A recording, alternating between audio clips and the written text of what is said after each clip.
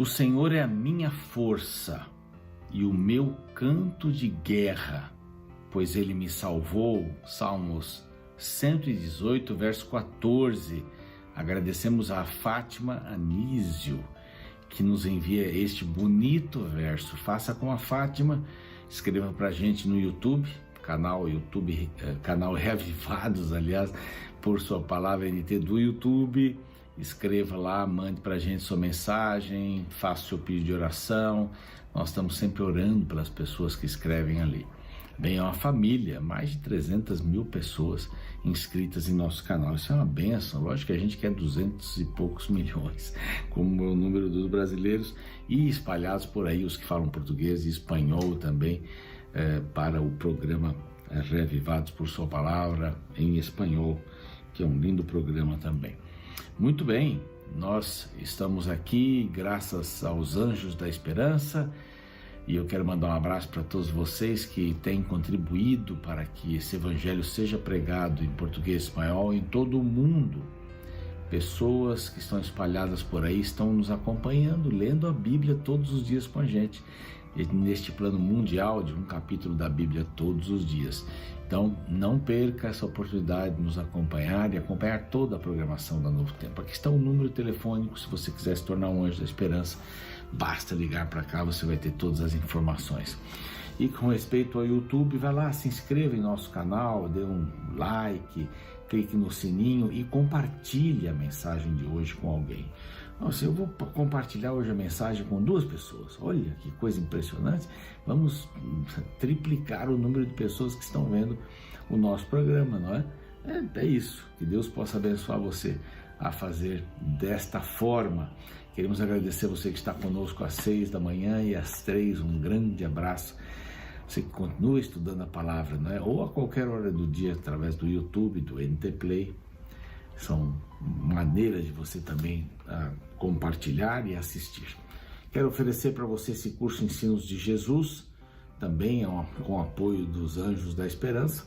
Basta ligar para esse número que aparece aqui.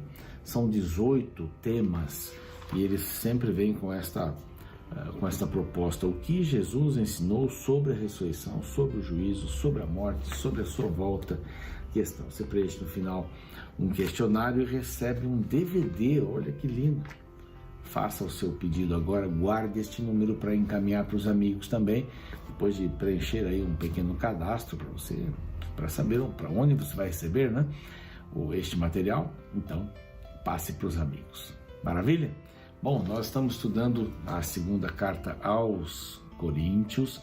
Paulo agora vem de uma maneira mais pastoral, né, mais tranquila. Ele também foi pastor ali, dando as orientações, né, sobre casamento, sobre isso, sobre aquilo, sexo. A teologia do sexo está ali no capítulo 7 da carta anterior, né, da primeira carta. E ele vem aqui com uma linguagem um pouco diferente, né? Mas já que vocês ouviram, vocês tiveram uma boa reação em relação à minha outra carta, Tito me falou isso, né? Meu querido Tito, que está fazendo trabalho, ele escreve também a Tito, né? O seu querido amigo, assim como Timóteo, desta forma. Então aqui o capítulo 3 vem falando sobre glória em glória. Este é o tema deste capítulo que vamos estudar hoje, né? Vai falar sobre as tábuas de pedra, o coração humano, o que Deus criou nas tábuas de pedra, o que ele escreve no coração humano. Paulo vai dizer que as cartas de recomendação que ele tem não vêm de Jerusalém, mas vêm da vida das pessoas que através da pregação foram transformadas. Então, você não saia daí, nós vamos ter um rápido intervalo, para o YouTube não tem intervalo, e a gente volta já já.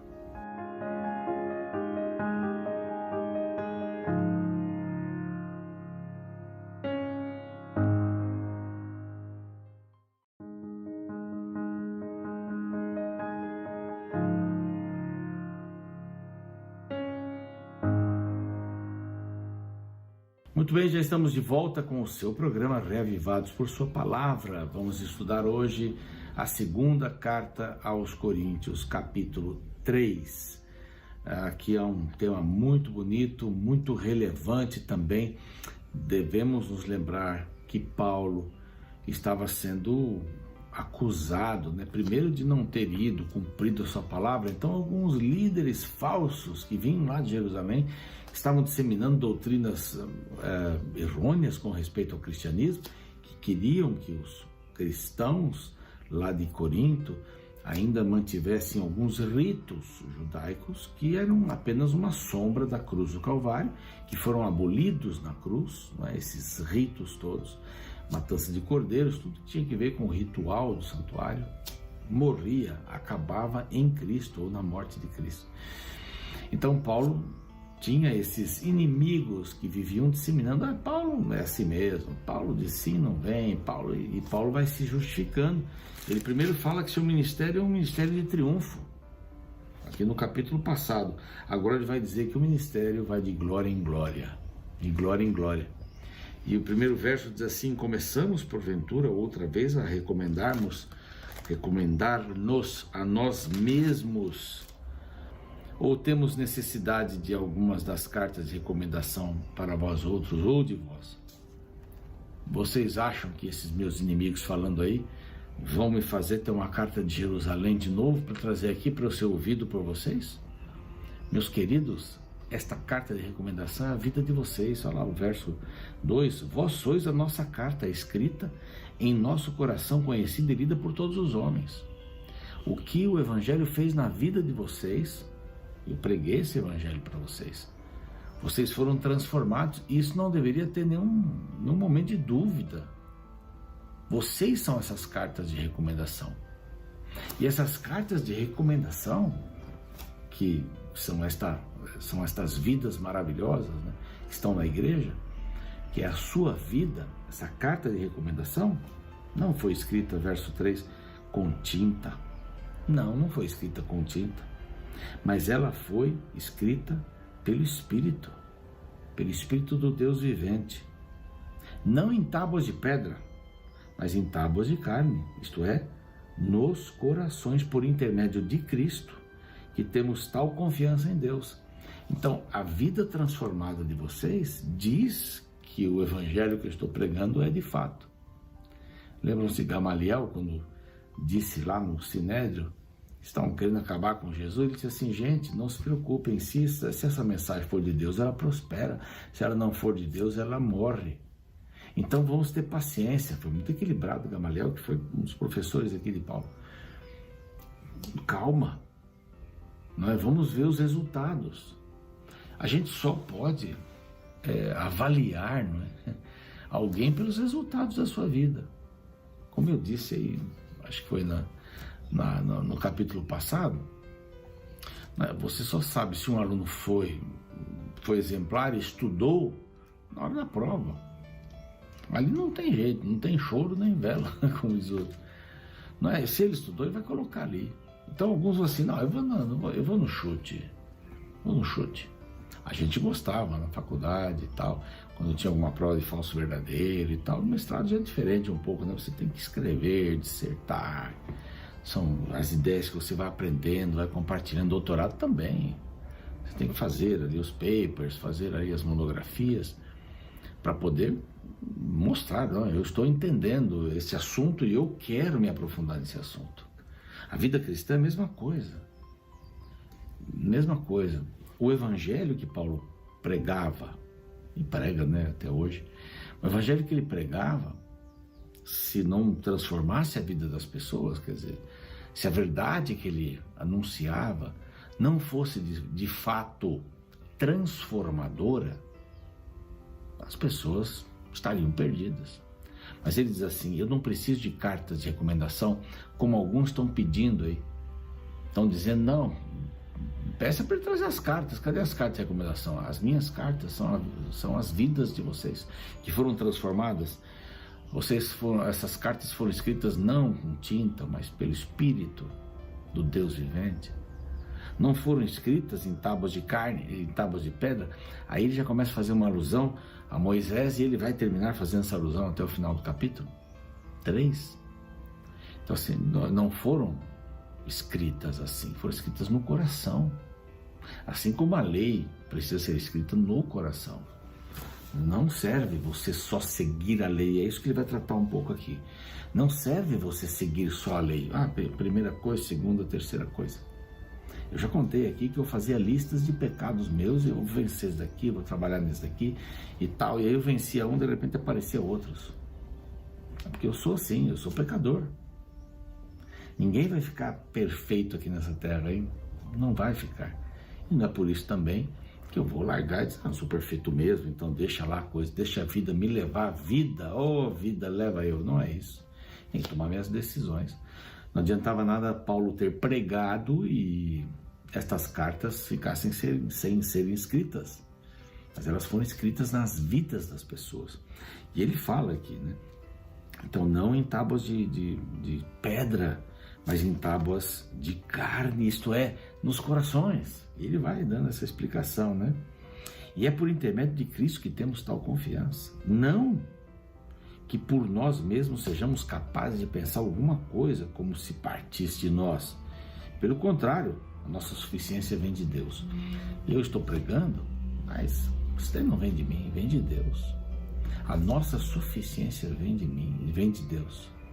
Toda vez que eu achar que eu sou o centro do mundo e todos giram em torno de mim, inclusive Deus, quando eu achar isso, né, eu vou tirar de Deus toda a possibilidade de trabalhar no meu coração. Porque a minha suficiência não vem do que eu penso. Como esse indivíduo fala, a filosofia, a minha suficiência vem de Deus. Se o evangelho que eu prego não leva a Deus, aí estão as minhas credenciais. Não vale nada. Se o evangelho que eu prego leva a Deus, Paulo está dizendo assim, se há vidas transformadas pelo evangelho, é o poder de Deus. Então não vem de mim isso aqui. Eu só faço o meu trabalho. Então como é que eu vou ser um bom marido, uma boa esposa? Por mim mesmo, eu vou ler livros. Tá, tudo bem, tem que ler, tem que estar atualizado, mas Deus deve ser a base, a suficiência vem de Deus. E há pessoas que se esquecem disso e acham que os atos, que a sabedoria que tem, que as coisas que fazem são do seu próprio esforço. Claro que são do seu esforço. Você estudou bastante, você, né, se aperfeiçoou, se especializou, mas tudo vem de Deus. A sabedoria, quem a gente é, o que a gente tem, tudo isso vem de Deus, não é mérito nosso. E todo mundo que quiser salvar com seus próprios méritos vai se perder. Porque os méritos são de Cristo. E ele vai falar aqui, de novo, não da letra, mas do Espírito. Ele já vai comparando com a lei que Moisés deu e com a vida da lei. A tábua dos 10 mandamentos não valem se elas não estiverem no nosso coração. Não adianta pregar a imagem de Jesus lá em casa. Ou andar com um crucifixo pendurado no pescoço, se eu não tenho uma vida nas mãos de Deus. Nada disso adianta. Eu mostro, eu sou cristão, camiseta, tal, Cristo é meu Senhor, sei lá, qualquer coisa aí. Né? Isso não garante que quem está usando essa camiseta é do Senhor. Está dizendo o que eu quero dizer naquela hora, mas a minha vida vai mostrar, o meu perfume, como diz o capítulo anterior, e aqui diz assim, o qual nos habilitou, verso 6, para sermos ministros de uma nova aliança. Agora, essa nova aliança não é assim, então não tem mais os 10 mandamentos, vamos fazer. Não é isso. A nova aliança é tudo aquilo que era sombra da cruz de Cristo. Tudo aquilo que significava ritual do santuário. E isso acabou. É uma nova aliança. Ninguém é salvo pelo que faz. Somos salvos pelo que Ele fez por nós, quando aceitamos. Então é diferente. Então ele diz assim que, olha, o ministério da morte foi gravado em letras em pedras. Isso é o ministério da morte. Agora nós temos que dar vida a isto. A letra mata, mas o Espírito vivifica. Aí o verso 8, né? Verso 6, aliás. O Espírito vivifica. Então, não matarás, ok. Mas aí Jesus vem e diz assim, mas se você não tem em seu coração a ira tal, com o desejo de matar aquela pessoa, você já matou. Se você no seu coração nutriu o desejo de adulterar, você já adulterou. Você não precisa chegar ao fato. Se arrependa. A coisa é séria. Então, a lei é espiritual. Não é só eu faço, eu sou um robozinho, não é isso. E ele está dizendo aqui, e vai dizendo muita glória, tem glória aqui que não acaba mais. 1, 2, 3, 4, 5, 6, glória, glória, glória. Então ele vai mencionar aqui que este ministério, verso 8, né? Como não será maior glória o ministério do Espírito. Então aquilo que Moisés fez foi ótimo. Moisés andou com Deus, ele levou as tábuas dos 10 mandamentos, que não deviam ser interpretadas, era muito claro, mas aquilo tinha que estar no coração, não nas tábuas de pedra apenas. A sua lei está nas tábuas de pedra, mas elas têm que ter razão em nossa vida, no coração, porque o ministério da condenação foi glória, em muito maior proporção será a glória ou glorioso o ministério da justiça. Quer dizer, você entendeu lá os mandamentos? Ok. Mas não existe salvação dos mandamentos. Nós temos que abraçar a justiça de Cristo em nós. Já vimos isso em Romanos várias vezes. Se quiser dar uma olhadinha lá. Capítulo 6, 7, 8, por aí. Somos salvos pelo que Cristo fez por nós. Então vamos abraçar isso com carinho, com amor.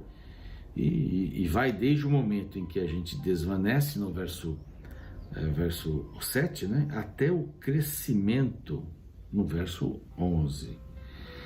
Porque se o que se desvanecia teve glória, sim, a lei teve glória, a lei tem glória, muito mais glória tem o que permanece, o que é permanente. O que é permanente? Essa lei em meu coração. Isto é permanente. Aí ele vai falar um pouquinho sobre essa questão do véu, né? Então, as pessoas que estão no véu ainda estão achando que os cordeiros são importantes. E quando esse véu é tirado, aí vem a nossa esperança. Verso 12, tendo, pois, tal esperança, servimo-nos de muita ousadia no falar. Por quê? E não somos como Moisés, que punha véu sobre a face, para que os filhos de Israel não atentassem na terminação do que desvanecia. Então, lá no passado é histórico isso. Moisés usou o véu. Então, como é que a gente tira o véu? Com Cristo Jesus. A razão de todas as coisas ficam bem claras com Cristo Jesus. E ele fala, pois até hoje, quando fazem a leitura da antiga aliança, o mesmo véu permanece, não lhe sendo revelado que em Cristo, esse véu é removido. Parem de querer fazer as coisas antigas valerem para os cristãos. A circuncisão não tem mais valor. Então a gente tem que tirar este véu para ser livre em Cristo Jesus, esta aliança nova. Mas até hoje, quando é lido Moisés, o véu está posto sobre o coração deles. Eles não estão entendendo. Sabe quando você tem um texto e você lê e não entende? Então Israel até hoje, então primeiro dá um fato histórico, Moisés, o véu. O povo de Israel não conseguia ver quando Moisés punha o véu. E muitos colocam o véu e não conseguem ver o que Cristo fez. Cristo é aquele cordeiro que foi morto no Éden. Esse é Cristo. Vocês não conseguem ver, vocês querem continuar fazendo suas próprias obras para serem salvos? Descanse em Cristo. Você vai continuar fazendo e não vai ter paz no coração.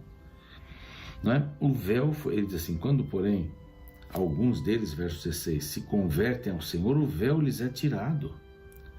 Ora, o Senhor é Espírito, e onde está o Espírito do Senhor, aí tem liberdade. E nós precisamos dessa liberdade para crescermos. E todos nós, com o rosto desvendado, contemplando como por espelho a glória de Deus, né, de glória em glória, somos transformados de glória em glória, na sua própria imagem, como pelo Senhor, o Espírito. Então, ele vai falar sobre o Espírito muitas vezes aqui nas suas cartas e deixa bem claro, não é, que o que esses judeus estão fazendo por aí, vindo lá de Jerusalém para disseminar essas mentiras entre vocês, e não basta só disseminar essas mentiras entre vocês, de que a gente precisa ter as coisas da antiga aliança, não é? Que é a nova aliança também, mas daquilo que apontava para Cristo, como a sombra, né? Os cordeiros e tudo mais. E eles não fazem isso apenas, eles estão disseminando intrigas contra a minha pessoa. Eles querem tirar as minhas credenciais, e as minhas credenciais estão nas vidas de vocês, nas cartas. Vocês são as cartas. Que coisa linda, não? Não basta a gente dizer, não, eu creio, você tem que ser, né? Você tem que agir como Cristo agia, ser Jesus para as pessoas. Bom, tem muita coisa mais aí que vem pela frente. A glória de Deus enche o nosso coração. Vamos orar, Pai querido, que a Tua bênção esteja em nossa vida, que possamos, como Paulo, pregar a palavra e deixar as cartas através dos lugares ou pelos lugares que nós passarmos. Essas cartas vivas, não do que eu fiz, mas do que a palavra fez no coração. Eu também sou uma carta, Senhor, e quero ser uma carta que dignifique o Teu nome no lar, no trabalho, nos relacionamentos comerciais. Eu quero ser uma carta viva do Teu amor. Em nome de Jesus, ajuda-nos a isto, a completarmos isso. Amém. O programa segue, fico por aqui. Até amanhã. Há um tempo atrás, li uma história interessante sobre um pastor que estava preocupado com a ausência de um senhor que havia deixado de frequentar a igreja. Depois de algumas semanas, ele decidiu visitá-lo. Quando o pastor chegou à casa deste homem, ele o encontrou sozinho, sentado diante de uma lareira. O pastor puxou uma cadeira e se sentou ao lado do homem. Mas depois de sua saudação inicial, ele não disse mais nada. Os dois ficaram sentados em silêncio por alguns minutos, enquanto o pastor olhava para as chamas na lareira. Então pegou as pinças e tomou cuidadosamente uma brasa acesa das chamas e a colocou de lado. Sentou-se de volta na sua cadeira, ainda em silêncio. O seu anfitrião observou em reflexão silenciosa como a brasa começou a tremular e se apagou. Pouco depois, estava fria e sem vida. O pastor olhou no seu relógio e disse que tinha que ir embora, mas antes pegou a brasa fria e a colocou de volta no fogo. Imediatamente ela começou a luzir novamente com a luz e o calor do carvão aceso ao seu redor. Quando o pastor se levantou para sair, o homem também se levantou e lhe deu um aperto de mão. Então, com um sorriso no rosto, ele disse: "Obrigado pelo sermão, pastor. Eu vejo o Senhor na igreja no domingo." Além da lição sobre a importância de estarmos juntos para sobrevivermos na jornada espiritual, esta história também mostra a possibilidade de pregarmos sermões poderosos sem usar as palavras. Na verdade, nossa vida sempre é um sermão a favor ou contra o cristianismo. Este é um tema apresentado no capítulo 3 da segunda carta que Paulo escreveu aos Coríntios. A partir do verso 2, ele declara: "Vós sois a nossa carta, escrita em nosso coração, conhecida e lida por todos os homens, estando já manifestos como carta de Cristo, produzida pelo nosso ministério, escrita, não com tinta, mas pelo Espírito do Deus vivente, não em tábuas de pedra, mas em tábuas de carne, isto é, nos corações." Interessante como Paulo lembra que os cristãos são cartas que são lidas pelas pessoas ao seu redor. Mesmo quando estamos em silêncio, estamos transmitindo mensagens para quem nos cerca. Porém, hoje cabe questionarmos: o que as pessoas têm lido na carta de nossa vida? Que mensagem transmitimos por onde passamos? Achei muito interessante o que um pregador certa vez declarou: "Nós somos a única Bíblia que muitas pessoas lerão."